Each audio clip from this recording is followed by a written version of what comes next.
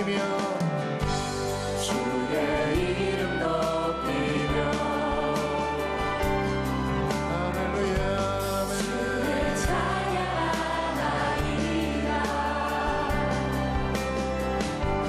나를 구하러 오신 오직 주를 기뻐하나이다. 아멘. 주님 주를 기뻐하나이다. 같이 믿음으로 선포합니다. 하늘 영광 하늘 영광 버리고 이 땅 위에 십자가를 지시고 죄 사했네. 무덤에서 일어나 하늘로 올리셨네. 주의 이름 높이 다시 한번 찬양합니다. 주의 이름 높이며 주의 이름 높이며 주를 찬양하나이다. 아멘. 나를 구하러 주님 나를 구하러 할렐루야 주를 기뻐하나이다. 하늘 영광 아멘. 하늘 영광 버리고 이 땅 위에 십자가를 지시고 죄 사했네. 무덤에서 일어나 하늘로 올리셨네. 주의 이름 다시 한번 찬양하겠습니다. 주의 이름 높이며 주의 이름 높이며 아멘. 오직 주를 찬양하나이다. 나를 구하러 오신 예수님 나를 구하러 주를 기뻐하나이다. 주를 기뻐하나이다. 다같이 목소리 높여서 하늘 영광 하늘 영광 버리고 이 땅 위에 십자가를 지시고 죄 사했네. 무덤에서 일어나 하늘로 올리셨네. 주의 이름 높이 우리 다시 한번 하늘 영광 버리고 하늘 영광 버리고 이 땅 위에 십자가를 지시고 죄 사했네. 무덤에서 일어나 하늘로 올리셨네. 주의 우리 다시 한번 전심으로 찬양합니다. 하늘 영광 버리고 하늘 영광 버리고 이 땅 위에 십자가를 지시고 죄 사했네. 무덤에서 일어나 하늘로 올리셨네. 주의 이름 높이 다같이 이곳에 오셔서 이곳에 오셔서 이곳에 앉으소서. 이곳에서 드리는 예배를 받으소서. 주님의 이름만이 오직 주의 이름만 이곳에 있습니다. 하늘의 문을 여소서 주님 하늘의 문을 여소서. 이곳을 주목하소서. 내가 꺼지지 하늘을 열어주시옵소서 주님 아멘. 이곳에 임재하소서. 주님을 기다립니다. 기도의 향기가 하늘에 아멘. 주여 이곳에 임재하시옵소서. 주소서. 이곳에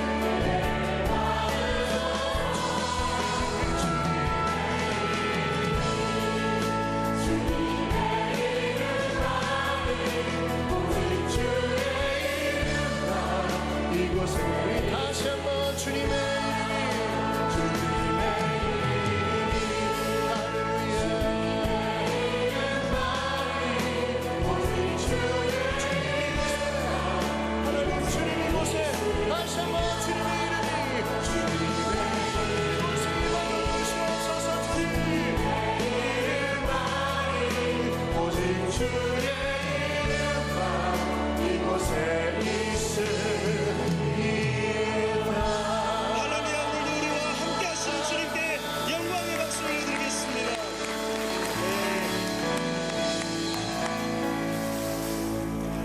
다 같이 사도신경으로 신앙 고백하겠습니다.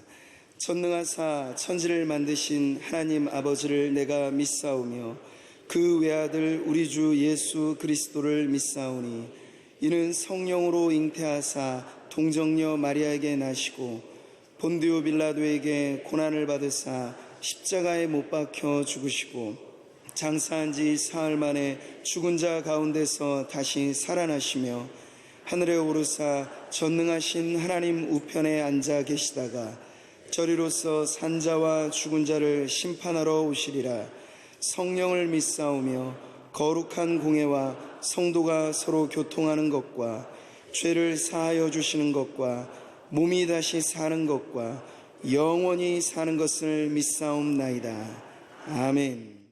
출애굽기 20장 14절 말씀입니다. 구약성경 112면에 있습니다. 자, 우리 다 같이 한 목소리로 봉독하겠습니다. 간음하지 말라.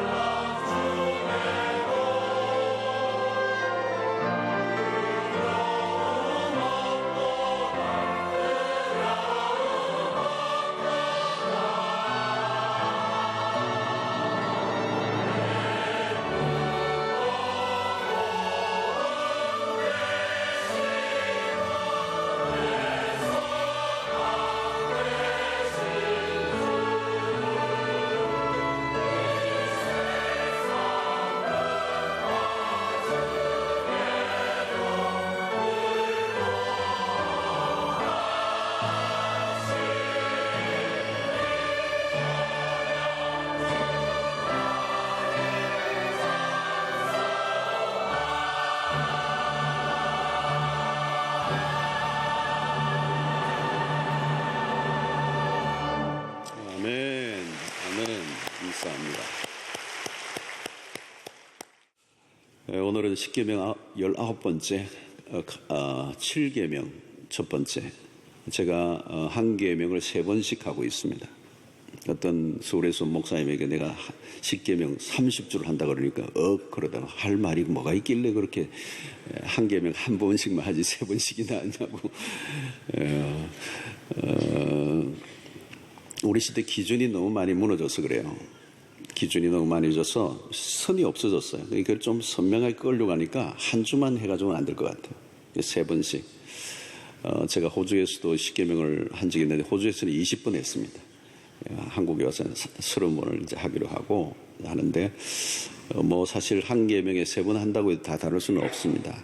그러나 오늘 우리 시대가 너무 이 기준이 없어져 버렸기 때문에 이 기준을 좀 세우는 작업을 하기 위해서는 한 계명에 3번은 좀 다루어야 안 되겠나 이렇게 생각하고 말씀을 나누고 있습니다만은 이 계명을 주일 낮 강단에 또 여러분들과 함께 나누는 것이 다소 부담이 되고 또 어떤 경우에는 좀 우리에게 좀 딱딱한 부분도 있습니다. 계명이기 때문에 우리가 실천해야 되는 거잖아요.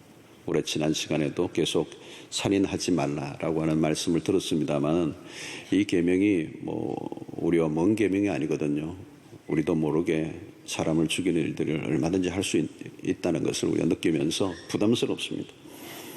자, 이 간음하지 말라 이 계명도 사실 부담스러운 주제예요. 좋아할 만한 주제가 아닙니다. 근데 또 3주간 또 해야 되니까 저도 사실 대략 난감 쉽지 않은 것 같고 또 어떤 분들은 이 메시지를 들으면서 약간 불편할 수도 있을 겁니다. 불편할 수 있습니다. 그러나 이 계명을 다룰 때 우리의 죄를 고발하기 위한 목적은 아니죠. 우리가 어떤 형태로든 우리의 연약함이 비춰질 때 그리스도의 십자가를 붙잡고 나가면 주의 긍휼과 자비가 있고 또 회복할 수 있는 은혜가 우리에게는 언제나 있기 때문에 여러분들이 들으시면 좋을 것 같습니다. 7계명 간음하지 말라는 개인의 문제, 특별히 이 성적인 문제는 개인의 문제, 또 은밀한 영역이기 때문에 공론화하는 것을 좋아하지 않을 수 있습니다. 또 강단에서도 사실 이 성적인 문제를 다룬다는 것이 쉽지 않은 것이고 또 다루지 않으려고 하는 경향이 사실 많이 있습니다. 자, 성의 문제는 실제적으로는 사실 심각한 주제인데 교회에서는 언급을 하지 않는 거죠. 여러분 우리의 문화 안에 이 성의 문제는 도배를 해놓았잖아요. 그죠? 우리의 모든 삶에 도배를 해놓았어요. 갈 데가 없고 눈둘 곳이 없습니다. 성적 범람이 도를 넘었습니다. 우리 사회는. 한국 드라마 불륜이 주제입니다. 불륜이 없는 드라마 있습니까? 거의 없습니다. 막장으로 가는 것도 많고요. 성적 호기심을 불러일으키는 또 자극이 넘쳐나죠. 우리 청소년들 정말 힘들어요. 옛날에는 그런 인터넷이 없었거든요. 핸드폰 없었다. 핸드폰 하나에 오만 세상의 모든 잡다한 것을 볼 수 있단 말이에요. 외도와 일탈이 만연한 세상을 살고 있습니다. 우리 한국은 어느 나라보다 한국은 성적으로 개방된 나라입니다.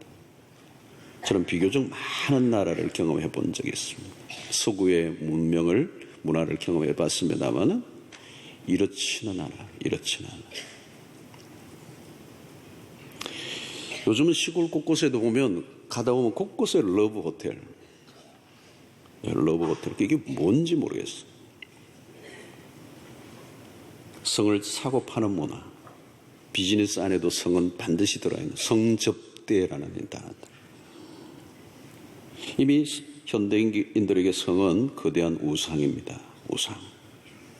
하나의 종교예요. 종교.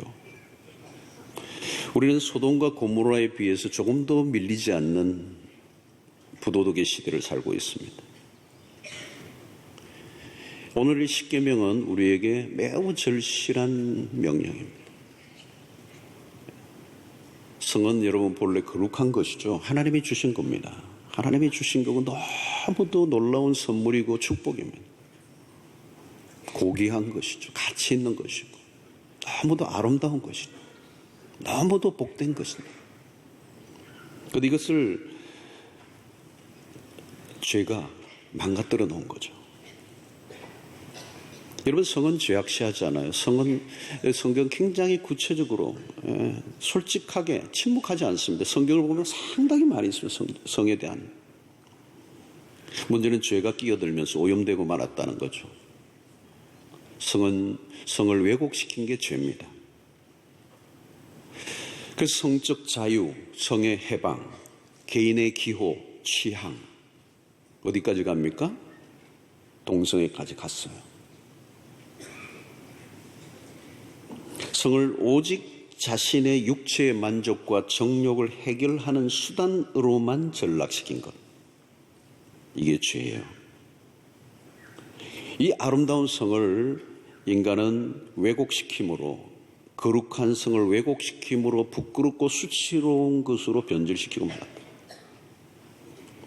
기독교에서 이 몸은 매우 중요합니다. 그런데 두 가지의 극단을 우리가 조심해야 돼요. 첫째는 몸을 너무 부정하게 봄으로 세상의 즐거움을 부인하는 금욕주의. 이게 있죠. 교회사 속에. 둘째는 몸으로 과도하게 즐거움을 추구할 때 방종에 이르게 되는 쾌락주의. 이 두 극단을 우리는 조심해야 합니다. 몸을 너무 부정하게 여겨도 안 되고 몸에만 너무 지나치게 몰두하는 것도 위험하다는 거죠. 자, 여러분, 간음은 다른 죄와 달리 특이한 면이 있습니다. 모든 죄악은 몸 밖에서 일어난 일이지만 간음죄는 몸 안에서 이루어지는 것으로 어떤 것보다도 경계해야 할 죄라고 성경은 말하고 종교개혁자인 존 칼빈도 이 부분에 대한 언급을 한 적이 있습니다. 고린도전서 6장 15절로 20절을 천천히 한번 볼 필요가 있어요. 너희 몸이 그리스도의 지체인 줄을 알지 못하느냐. 내가 그리스도의 지체를 가지고 창녀의 지체를 만들겠느냐. 결코 그럴 수 없느니라.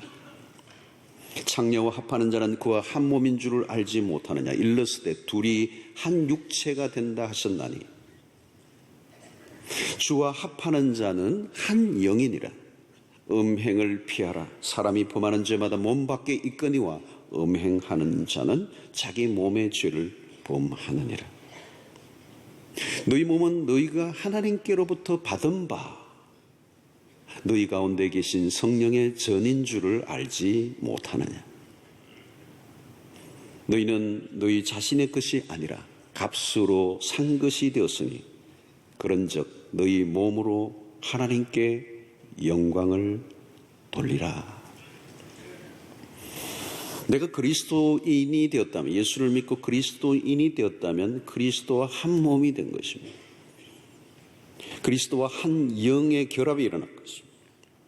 그래서 우리의 몸이 거룩하게 구별되고 이제는 우리의 것이 아니고 우리의 몸은 성령이 거하시는 전으로서의 육체를 의미하는 것입니다. 육체도 거룩하게 되었다는 것. 우리의 영혼만이 아니라 우리의 영혼을 담는 몸도 매우 중요하다는, 거룩하게 구별되었기 때문이다. 여러분, 몸과 영혼은 분리되어 있지 않죠. 몸과 영이 분리되면 죽은 것이죠. 그러므로 몸과 영혼의 이 깊은 연관성, 그리고 그 몸이 우리의 몸이 아니고 그리스도께 연결되어진 몸으로 우리를 구별시켜 줬기 때문에 이 몸으로 음행을 범하게 될 때 그 음행을 범하는 자와 한 몸을 이룬다는 게 가능하냐? 그럴 수 없다는 거죠. 그러므로 여러분, 몸의 성결을 잃어버리면 우리의 몸이 거룩함을 잃어버리고, 거룩함을 잃어버리면 몸만 잃은 게 아니라 영혼도 잃어버리게 된다. 그러면 그때부터 우리의 몸과 영혼은 그냥 세상의 더러움에 마귀에게 넘겨준 바 된다는 거예요. 삼손이 나실인이라고 하는 그 규칙을 어기고 여자와 놀아나는 동안에 그의 모든 능력이 사라져버립니다. 그리고 나중에 비참한 지경에 이르게 되죠. 성적인 탈수는 몸의 문제로만 끝나는 게 아니라 영혼뿐만 아니라 삶의 모든 것에 영향을 미치는 치명적인 결함을 갖게 한다. 자, 여러분, 이 7계명을 주신 목적, 중요한 목적이 뭘까요? 그 목적은 가정을 보호하려고 하는 것입니다. 간음을 금지한 것은 단순히 성적 순결만을 강조한 게 아닙니다. 신성한 결혼을 지키기 위한 명령이라는 것입니다. 간음죄가 심각한 것은 가정을 깨는 죄이기 때문에 그래요. 핵심은 하나님이 정해놓으신 경계선은 성이라고 하는 것은 부부의 관계 안에서만 허용되는 것이다. 간음의 죄가 끼어드는 순간 부부의 관계는 끼어져 버리고 맙니다. 여러분, 성경을 우리가 보면 가정이라고 하는 게 얼마나 중요한가. 성경은 창세기부터 우리에게 하나님이 주신 최고의 제도, 그 가정을 통하여 모든 것을 담는 것입니다. 축복도 가정을 통하여 담는 것이고, 행복이라는 것도 가정이라는 그릇에 담는 것이고, 모든 게 하나님의 그 은혜가 이 가정을 통하여 담겨요. 이 가정이라고 하는 그릇이 깨어져 버리면 담을 수 있는 게 없어 버려요. 그러니까 하나님은 어떻게 해서도 가정을 지켜야 돼. 가정이 흔들리면 모든 게 흔들리는 거예요. 지진이 무서운 게 아니라 가정이 흔들리면 근간이 다 흔들려 버린다는 거예요. 자, 그래서 여러분, 구약에서 이 간음에 대해서 율법이 어떻게 다루고 있습니까? 레위기 20장 10절을 보면 이런 말씀이, 누구든지 남의 아내와 간음하는 자, 곧 그의 이웃의 아내와 간음한 자는 그 간부와 음부를 반드시 어떻게 해요? 죽일지니라. 오늘 아침에 좀 무시무시한 얘기를 좀 해도 여러분 용서하시기 바랍니다. 신명기 22장 22절 다시 보겠습니다. 어떤 남자가 유부녀와 동침한 것이 드러나거든 그 동침한 남자와 여자를 둘 다 죽여 이스라엘 중에 악을 지할지니라. 여러분, 구약에서 간음을 어떻게 규정합니까? 남자가 미혼이거나 결혼을 했거나 상관없어요. 남편이 있는 여자와 관계를 맺으면 그것이 간음이에요. 마찬가지로 남편이 있는 여자가 아내가 있는 남자와 관계를 맺는 것도 간음이에요. 그것은 자신의 남편에 대해서 죄를 짓는 것이잖아요. 그래서 구약에서는 여인이 결혼을 했는지 하지 않았는지가 굉장히 중요해요. 그가 누구에게 속하지 않은 상태라면, 결혼하지 않은 상태로 아직 누구에게도 속하지 않았기 때문에 그때는 7계명을 직접 적용하지 않았어요. 대신에 배상을 하도록 했습니다. 이것은 신약과는 좀 차이가 있습니다. 왜냐하면 구약시대는 아직도 타락한 시대 속에 아직 그 법이 완결이 되지 않은 미약한 면을 가지고 있기 때문에 했던 것이죠. 그런데 문제는 간음죄에 대한 처벌은 강력한 거예요. 죽이라는 거예요. 자, 왜 이렇게 사람을 죽일 만큼 죄를 지었느냐는 거예요. 어떤 죄가요? 가정을 깨뜨리는 죄를 죽일 만큼 센 죄로 본 거예요. 그토록 가정이 귀중하다는 거예요. 간음은 가정을 파괴하는 행위라는 거예요. 가정만 파괴하는 게 아니에요. 그 당시로 보면 부족 사회 전체를 몰락시키는, 파괴시키는 행위예요. 여러분, 오늘같이 대도시가 아니고 그냥 부족으로 살아가는 그 시대 속에 이 간음, 남의 아내를 뺏고 남편을 뺏는 이 일이 그 부족 사회 일가 친척들 안에 그 좁은 바운더리 안에서 그런 일이 일어나면 그 부족 자체가 망해지는 거라는 거예요. 그러니까 죽여라. 이 말은 간음의 죄는 작은 죄가 아니고 죽을 만큼, 죽여야 할 만큼, 아니면 그 죄로 인하여 그 사회 전체, 공동체 전체가 망하게 되는 일로 본 거죠. 자, 여러분, 가정이라는 제도는 아무렇게나 생겨난 것이 아닙니다. 하나님께서 인류의 행복을 위해 주신 제도입니다. 가정이 끼어지면 후유증이 굉장히 큰 것이죠. 간음죄는 한 가정은 물론이고 사회 전체의 근간을 흔드는 중대한 의미가 있습니다. 자, 하나님은 오늘 이 7계명을 통하여 성이라고 하는 것은 오직 하나님 안에서, 이 가정 안에서 남자와 여자라는 합법적 부부의 관계 안에서만 허락하셨다는 거예요. 부부의 관계 밖에서는 성을 허락하지 않으셨다는 거예요. 이게 성경의 분명한 기준입니다. 부부라는 관계를 벗어나 성을 즐기는 것은 간음이고 음행이라고 하는 거예요. 결혼은 남녀가 둘이 한 몸이 되는 것입니다. 간음은 한 몸을 깨뜨려버리는 행위라는 거예요. 여러분, 간음의 죄는 생각보다 치명적인 면이 있습니다. 나의 가정이 귀중하듯이 다른 사람의 가정도 귀중하게 지켜줘야 한다는 거죠. 그래서 간음의 죄는 한 사람의 문제로 끝나지 않습니다. 보세요. 가장 먼저 간음의 죄를 지으면 하나님께 먼저 죄를 짓는 것이고, 그 다음 뭐예요? 자신의 배우자에게 죄를 짓는 것이죠.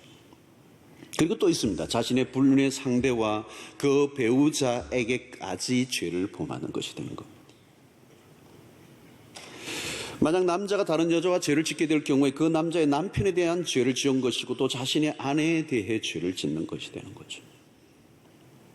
이처럼 간음죄를 범할 때 많은 관계들을 깨뜨리고 실망시키는 많은 관계들에게 파생되어지는 일 중에 하나가 바로 이런 간음죄입니다. 성도 여러분, 가정은 순결함으로 보존됩니다. 순결이 유지되지 않으면 부부관계는 깨어질 수밖에 없습니다. 그러므로 결혼식에서 매우 중요한 것은 어느 대목인가 하면 순결서약입니다. 어떤 경우에도 한 남자의 아내로서 한 아내의 남편으로서의 위치를 지키는데 그 중에 매우 중요한 것은 정절을 지킬 것에 대한 서약. 그것이 하나님과 그리고 사람들 앞에, 정인들 앞에서 하는 겁니다. 이 결혼식은 여러분 그냥 둘이서 좋다고 하는 게 아니고 정인들이 있어야 됩니다. 그리스도인은 하나님 앞에서 그리고 정인들 앞에서, 하나님은 가정이라는 관계 안에서만 참된 만족과 행복을 보장하셨습니다. 하나님의 성을 허락하셨을 때는 사용 설명서를 주신 거예요. 그 사용 설명서를 지켜야 합니다. 지침을 무시하면 안 된다는 거예요. 가장 중요한 지침은 부부라는 가정 안에서, 이게 하나님이 결혼에 주신 매우 중요한 지침이에요. 성에 대한 지침이란 말이죠. 이 지침이 불편하게 여길지 모르지만 우리를 위하여, 우리의 행복을 위하여 주셨다는 사실을 받아들여야 하고, 만약에 이것을 깨뜨리면 혹독한 대가를 지불할 수밖에 없다는 것입니다. 자, 여러분, 간음은 법적인 문제로만 취급하면 안 됩니다. 사람들은 교묘한 법 적용을 하면서 자신의 성적 범죄를 합리화하려고 합니다. 그리스도인은 세상의 법 기준을 넘어선 마음의 태도에서부터 자신을 살펴야 돼요. 사람들은 생각하기를 십계명은 인간의 자유로운 욕망을 너무 억제하는 거 아닌가 이렇게 항변할 수 있습니다. 오히려 반대예요, 여러분. 인간이 성적 욕망에 사로잡혀 살아가지 않도록, 욕망에 사로잡혀 노예처럼 살아가지 않도록 우리를 자유하게 하시기 위해서 이 7계명을 주신 것이지, 우리의 성적 욕망을 억압하기 위해서 주신 계명이 아니라는 거예요.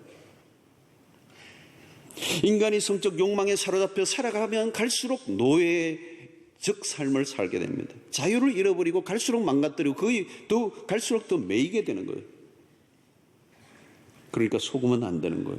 행복과 만족을 줄 것처럼 보이지만 사실은 정반대라는 거예요. 성도 여러분, 오늘 세상의 타락이 극에 달해 있습니다. 기준이 너무 느슨해졌어요. 예수님께서는 간음에 대해서 보시는 관점을 우리는 바로 이해해야 합니다. 주님은 7계명을 어떻게 재해석해 주셨습니까? 마태복음 5장 27절로 28절을 보십시오. 또 간음하지 말라 하였다는 것을 너희가 들어서, 이거 구약의 얘기를 지금 끌고 오신 겁니다. 나는 너희에게 이르노니, 주님이 지금 신약적 관점에서 해석을 해요. 음욕을 품고 여자를 보는 자마다 마음에 이미 간음하였느니라.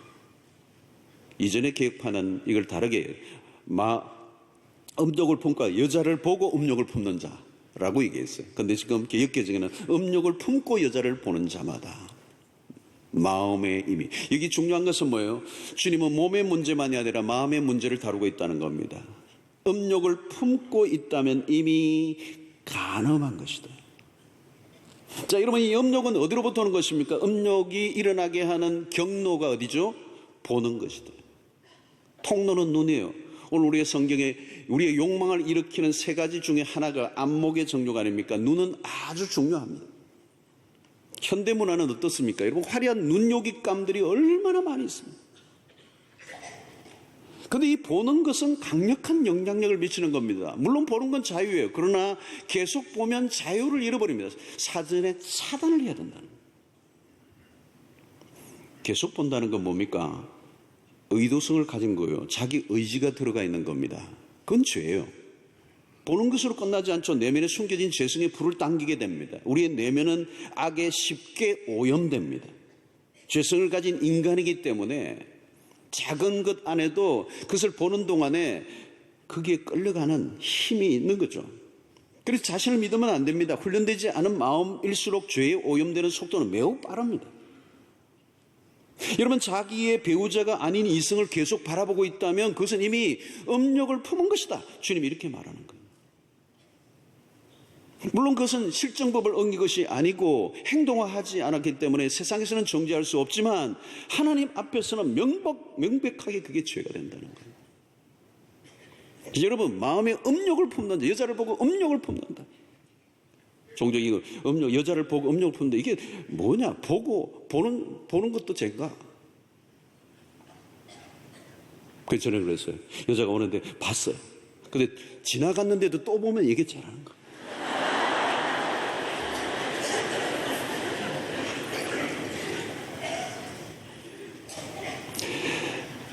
여러분, 그냥 눈에 띄는 건 어쩔 수 없어요. 그죠? 아름다운 것은 아름다운 거죠. 내가 보려고 해서 본 것이 아니기 때문에 나의 책임은 아니에요. 그러나 또다시 보는 것은 자신의 의지가 담겨 있다는 거죠. 어떤 대상을 지속적으로 보는 것은 이미 욕망에 사로잡힌 상태다.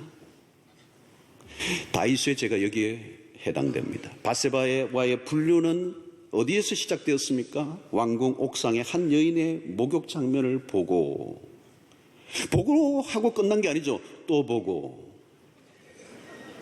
이게 문제예요. 다윗 왕가의 추락, 끝없는 추락의 첫 번째는 여러분, 생각보다 작은 것에서 시작되었어요. 본 것이에요.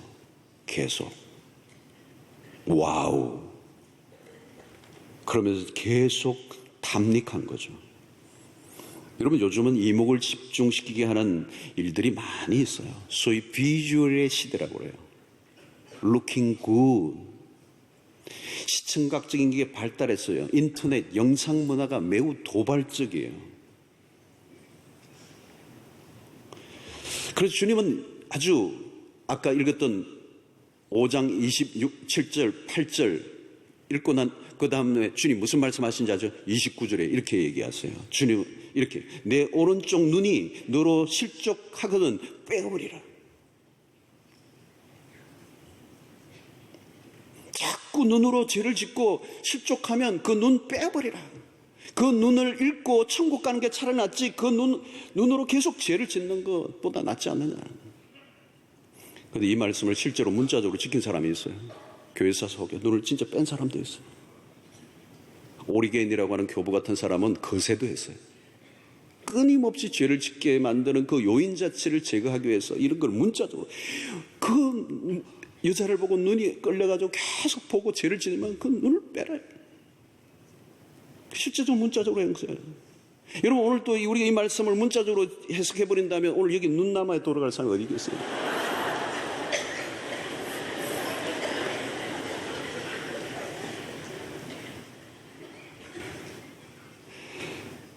여러분, 이 말씀을 주님이 하신 일은 문자적으로 이 말씀을 눈을 빼라는 얘기가 아니죠. 그럴 만큼 마음을 강하게 잡고 강력한 결단을 하라는 거예요. 쉬운 게 아니라는 거예요, 여러분. 이게 쉽게 다룰 문제가 아니라는 거예요.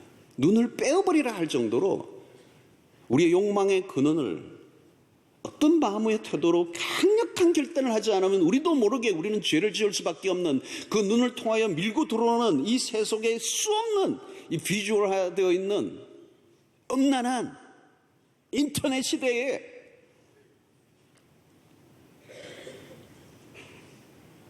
우리의 마음을 빼앗아가는, 그래서 죄를 짓게 만드는. 여러분 좀 보세요. 여러분 이 뉴스를 보십시오. 여러분, 정상인지. 바울은 이런 얘기합니다. 자신을 쳐 복종시키라는 거예요.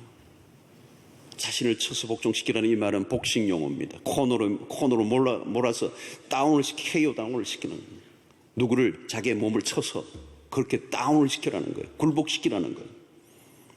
이것은 지속적인 훈련을 통해 필요하고 의지적인 훈련을 필요합니다. 우리가 한때 은혜를 받고 막 감동하고 찬양하고 이걸로 끝나는 게 아니라 지속적으로 끊임없이 말씀을 자신의 삶에 쳐서 복종시키는 그 지속적인 의지적 훈련이 필요하다는 거예요. 훈련이 안 돼 있으면 유혹 앞에 소수무책입니다. 주변에 시험이 될 만한 것을 우리가 그대로 두고는 죄를 지을 수밖에 없는 거예요. 반복적으로 유혹을 하게 하는 그 요소들을 근원적으로 차단해야 합니다. 그러나 여러분, 더 중요한 것은 우리의 마음의 훈련을 해야 되는 거예요. 그래서 욥은 이렇게 얘기합니다. 욥기 31장 1절에 내가 내 눈과 약속하였나니 어찌 처녀에게 주목하랴. 이게 주목한다는 게 중요한 거예요. 대단히 강력한 행위라는 거죠. 강력한 행위. 주목하는 동안에 내 속에서 마음이 적극적으로 활동하는 겁니다. 호기심에 불을 당기는 거예요. 계속 주목하고 있는 동안에 욕망은 더 강해지는 것입니다. 여러분, 육체의 힘이 강해지면 영혼은 흐려지고 맥을 못 추게 되어 있습니다. 상상이 일어나고요. 은근한 상상과 함께 즐기는 단계로 가면 상당히 나가버린 것입니다. 우리 시대는 볼 것이 도배되어져 있어요. 이상한 것들에 빠져들어가면 좋지 않은 환상에 빠져들게 되고 마침내 죄의 길로 뚜벅뚜벅 걸어 들어가는 것입니다. 오늘의 문화적 환경으로 볼 때 영적으로 훈련되지 않은 상태라면 이겨낼 장사가 별로 없습니다. 자신의 영혼을 방치해 놓고 살다 보면 죄를 지을 준비를 늘 하고 있는 것입니다. 여러분, 우리는 어디에서나 안전지대가 없습니다. 교회 안도 마찬가지입니다. 믿음의 식구들끼리라도 조심해야 합니다. 조심해야 됩니다. 유혹의 틈을 사전에 차단해야 합니다. 남녀의 관계는 묘합니다. 사탄이 순간적으로 개입하여 장난을 치면 꼼짝없이 당하게 됩니다. 예외가 없습니다. 예외가 없습니다. 봉사한다고 같이 왔다 갔다 하다가 문제가 터질 수도 있습니다. 형제님, 자매님 하다가. 실제적으로도 일어나고 있는 상황이에요, 여러분. 우리 교육자들도 마찬가지예요. 한 사람만 이성이 있는 곳에 신방을 가면 그날로 사표예요. 우리는 그냥 정해놨어야 해요. 부르지도 마세요. 홀로 있을 때는. 마귀는 시도 때도 없이 틈을 노린다는 걸 기억해야 됩니다. 방심은 건물이요 한순간에 밀고 들어옵니다. 쥐레를 곳곳에 깔아놓았어요. 밟으면 터지는 거예요. 요즘에 사람들은 육은 강하고 영의 훈련은 턱도 없는 거죠. 마음이 중요합니다. 마음으로 먼저 죄를 짓습니다. 몸이 더럽혀지기 전에 영혼이 먼저 더럽혀져요. 그게 뭘 통하여? 눈을 통하여. 그러므로 여러분, 우리는 유혹의 환경 속에서 우유부단한 태도를 보이면 안 됩니다. 유혹의 요소가 약간이라도 있는 듯 하면 철저한 태도를 보여야 됩니다. 우리의 관계들, 직장에서든 교회 안에서든 어디든 마찬가지예요. 약간 느낌이 오면요, 단호한 태도를 보여야 됩니다. 사탄아 물러가라. 자기에게 하든지 작정을 하셔야 돼요. 약간은 매정할 정도로 행동하셔야 돼요. 약간이라도 머뭇거리고 우유부단한 태도를 보이는 것은 이미 죄를 지으려고 하는 마음이 그 안에 있는 거예요. 중요한 것은 우리의 의지입니다. 우리의 태도입니다. 초기에 선택해야 돼요. 적극적 선택. 어떻게 해야 돼요? 유혹이 있는 상황에 머물러 있어서는 안 된다는 거예요. 그러므로 여러분, 아주 전형적인 방법이면서 효과가 있는 게 하나 있어요. 고린도전서 6장 18절인데요. 음행을 피하라. 피하라. 사람이 범하는 죄마다 몸 밖에 있거니와 음행하는 자기 몸에 죄를 짓느라. 여기서 중요한 것은 음행을 피하라는 거. 피하라. 이 피하라는 단어의 원어적 뜻이 뭐냐? 반대쪽으로 가능한 빨리 달아나라, 그 말이에요. 반대쪽으로 빨리 달아나라는 거예요. 피하라. 피하는 게 상책이라는 거예요. 적극적으로 피해야 해요. 소극적 방어는 막아낼 길이 없다. 이성적 유혹은 위험한 거예요. 그래서 요셉은 보디발의 집에서 주인의 신임을 받고 가정 총무가 되잖아요. 젊은 청년입니다. 홀로 외롭게 있습니다. 근데 주인의 아내, 보디발의 아내가 계획적이고 의도적이고 치밀한 계획을 세워서 요셉을 유혹하죠. 창세기 39장에.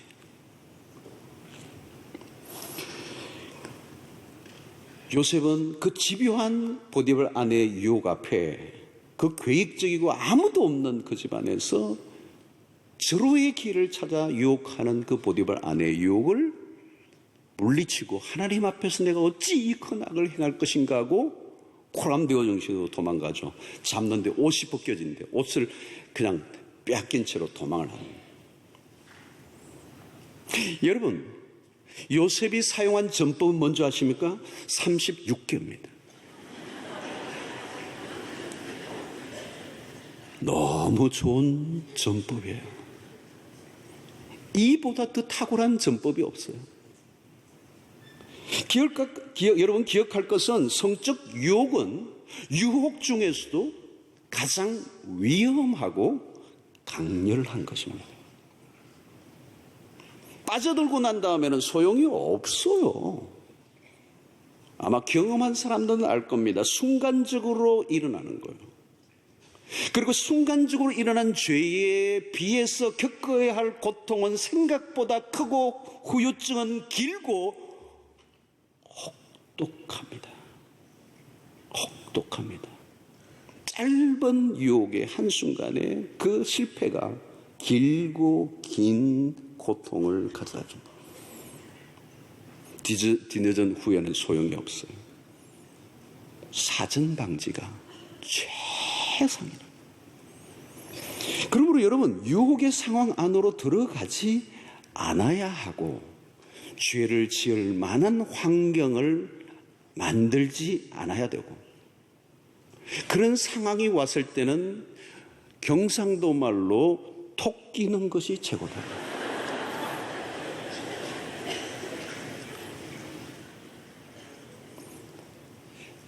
결혼한 남녀가 이성간이 단둘이 있다. 그 상황은 위험한 거예요. 오늘 육부의 청년들에게는 좀 다른 얘기를 좀 하겠습니다만은 이게 위험한 거예요. 피하지 않는 사람은 죄를 지으려고 작정하고 앉아있는 거예요. 여러분, 우리가 알아야 할 것 중에 하나는 절대 이런 부분에 있어서는 자기를 과신해서는 안 된다. 나는 괜찮아. 나는 그 정도는 유혹을 받지 않아. 그럴 리가 없어. 나는 그런 사람 아니야. 그건 자기를 모르는 거예요. 나는 이 나이에 그럴 사람 아니야. 그 나이 없어요. 내가 목사인데 그런 거 없어요. 믿지 마세요. 누구도 믿어서는 안 되고 나를 믿어서도 안 돼요. 성적인 유혹 앞에서, 이성간의 관계에서. 그건 스스로 속는 것입니다. 무조건 피해야 합니다. 자, 이런 메시지니까 아멘을 많이 하고 싶지는 않겠지만 받아들이셔야 합니다. 중요한 것은 그 다음에는 영적인 삶에 매진을 해야 되는 거예요. 피하는 것으로 끝나는 거 아니에요, 여러분. 피하는 것으로 끝나는 게, 음욕을 품지 않는 것으로 끝나는 게 아니에요. 영적인 집중력을 가지고 하나님의 은혜로 채워져야 돼요. 우리의 관심과 시선의 방향을 옮겨야 되는 거죠. 우리의 삶이 육체적 유혹을 이기는 것에만 에너지를 낭비한다면 이미 진 것일 수도 있습니다. 죄의 그 유혹에서 이기려고만 애를 쓴다면 이미 그 죄에 빨려 들어가고 있는 거예요. 우리의 관심을 하나님께로 옮겨야 돼요. 은혜의 세계로 빠져들어가야 돼요. 우리가 더 거룩한 것으로의 삶을 드리도록 훈련해야 합니다. 가능한 은혜의 자리로 자주 나아가야 돼요. 어떤 교회는 일주일에 딱 한 번만 예배드리고 이 세상에서 열심히 사세요. 아주 고상하게 들리긴 하지만 여러분, 요즘 세상을 잘 몰라서 그래요. 여러분, 왜 우리의 믿음의 선조들이 수요 기도회를 만들었을까요? 3일 기도회. 은혜가 떨어질 만할 때 오라는 거예요. 세상에 사는데 녹록지 않거든요. 얼마나 유혹의 바다입니까, 여러분? 이 은혜를 채워야 돼요. 은혜를. 그 3일 기도를 만든 겁니다. 새벽 기도회가 얼마나 중요합니까, 여러분? 새벽 기도회 매일 아침. 어떤 분은 그래요. 새벽 기도도 나왔는데 새벽 기도회 받은 은혜가 점심 먹고 나면 다 풀려가지고 다 새벽 기도 빨리 점심 때 간다는 거예요. 그래가지고 점심 이후에는 약간 헬렐레해진다는 거예요. 일리가 있는 얘기예요, 여러분. 여러분 핸드폰 배터리 차지를 하는 것처럼 집에만 들어오면 차지하잖아요. 방전이 되는 거예요. 오늘 시대는 방전이 빨라요. 우리가 웬만큼 은혜를 받아요. 바깥에 나가면 방전이 빨라요. 영적 소진이 너무 빨라요. 어떤 사람은요, 주차장에 다 가면서 다 잊어버리잖아요. 그 은혜는 주차장에 다 모여있고.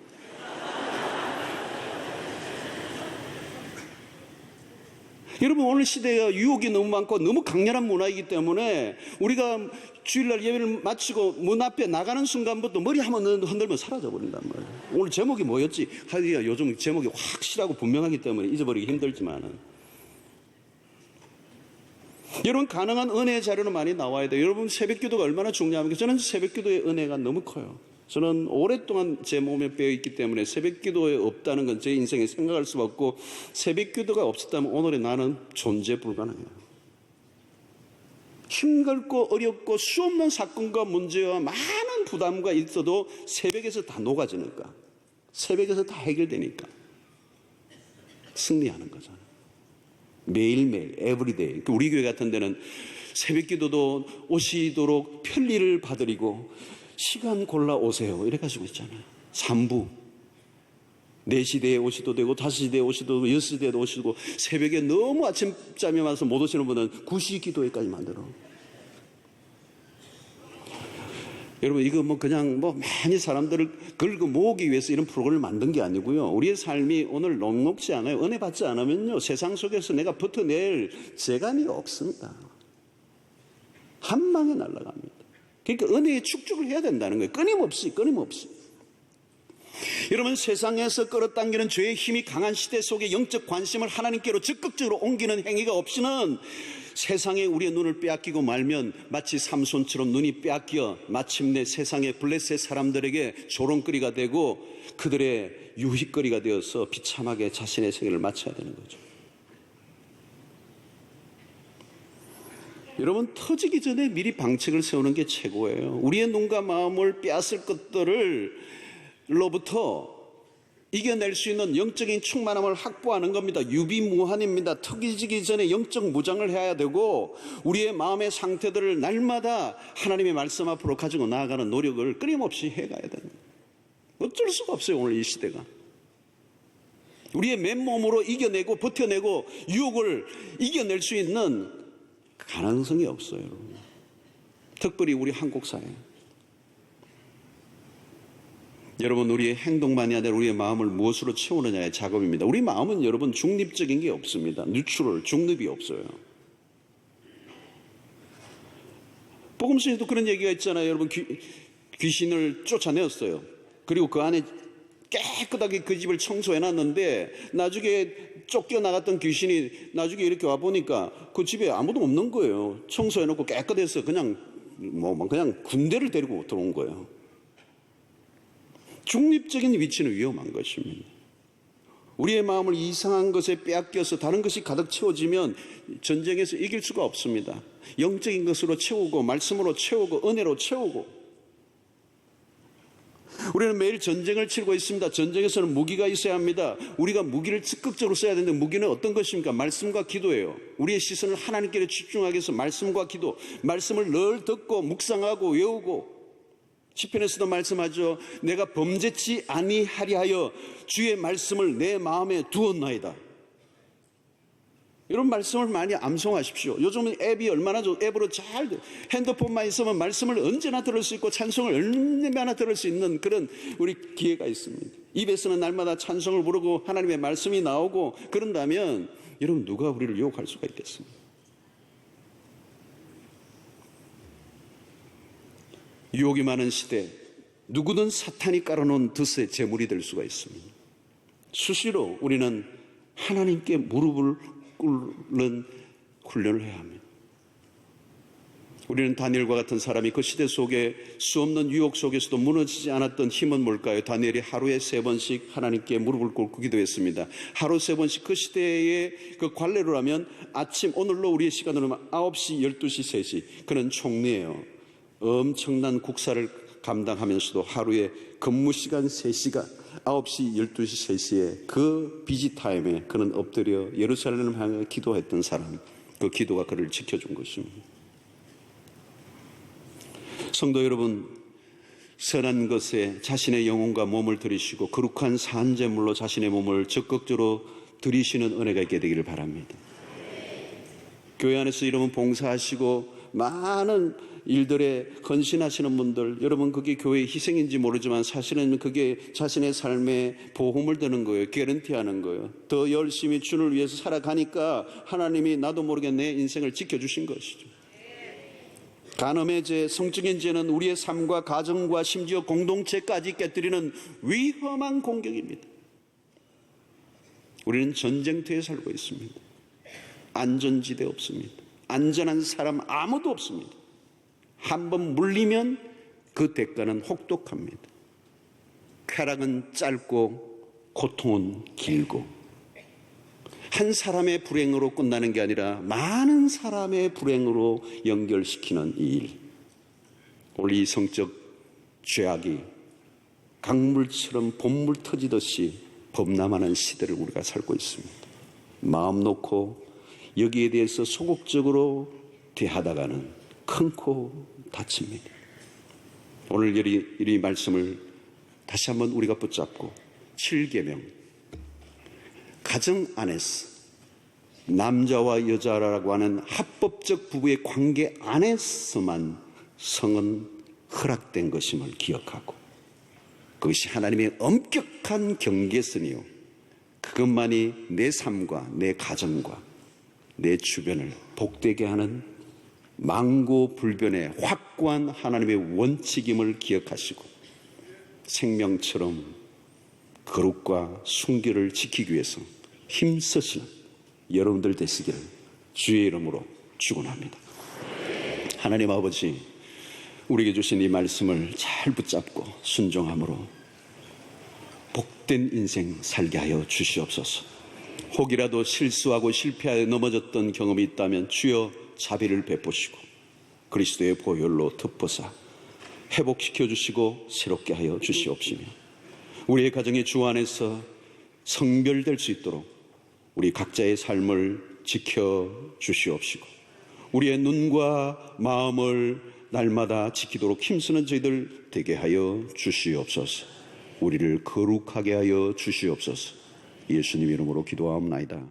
아멘. 이제는 우리 주 예수 그리스도의 놀라우신 은혜와 하나님의 크신 사랑과 성령의 교통하심이 오늘 7계명을 우리의 가슴에 새기며 오늘 무너진 이 범람한 오염된 이 세상의 한가운데서 하나님의 말씀에 우리를 거룩하게 하시고 우리의 가정을 생명처럼 지키며 하나님 기뻐하시는 가정으로 세워가기로 결단하고 돌아가는 주의 백성들 머리 위에 지금부터 영원토록 함께 있을지어다.